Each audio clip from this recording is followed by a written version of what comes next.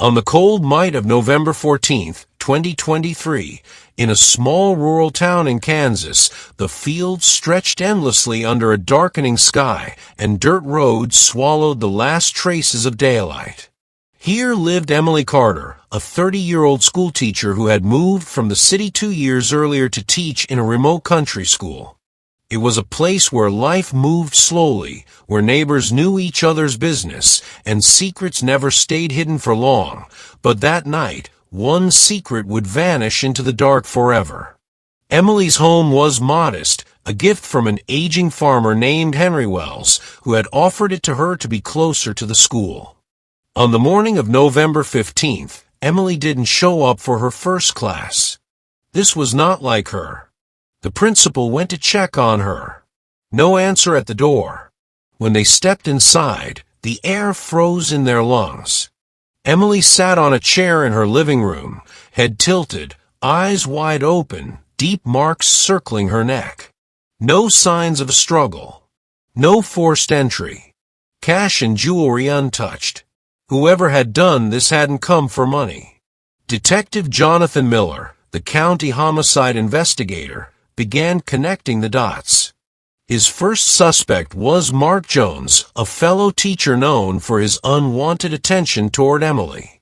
Then there was Harold Brown, a former colleague transferred to another school after complaints of harassment. Both, however, had rock-solid alibis. Farmer Henry mentioned something curious. Emily's house faced the home of Teresa Miller, a well-off woman for the area, who lived with her houseman, Andrew Harper. Yet, after the murder, both Teresa and Andrew were nowhere to be found. Gone, without a trace. The police split into two teams, one to track down Teresa and Andrew, the other to speak with Emily's family in another city.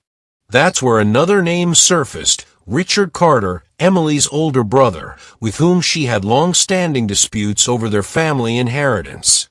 But Richard, too, had an alibi. He claimed to have been with his friend Michael Roberts at a diner during the time of the murder. Then came a breakthrough. Friends of Teresa told police she had been missing for 3 months, long before Emily's murder. Suspicion now turned toward Andrew. After a statewide search, they found him at his mother's house in another state. She was frail, ill, and quietly told officers, "He's here, but he's not the same." In the interrogation room, Andrew broke down.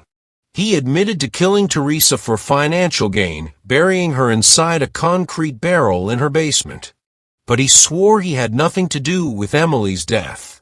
Then he said something that changed everything. "I used to see him when visiting Emily, drove a Volkswagen Golf, big scar across his face." This pointed the investigation straight at Michael Roberts, Richard's alibi. Records and security footage revealed Michael driving alone near Emily's home the night she was killed. A Golf. A scar. Digging deeper, detectives uncovered Michael's double life, a secret relationship with Emily, and another with a wealthy woman named Susan Collins. Michael feared losing Susan and her fortune if she learned about Emily. So he made a choice. One cold, calculated choice. On November 14th, he entered Emily's home, strangled her with his bare hands, and left without a sound. The courtroom verdict was decisive. Michael Roberts, life in prison without parole. Susan Collins, 15 years for conspiracy. Andrew Harper, life in prison for the murder of Teresa Miller. And the quiet Kansas town? It would never be the same again. Because here, in a place where nothing much ever happened, 2 murders, 3 lives destroyed, and one night in November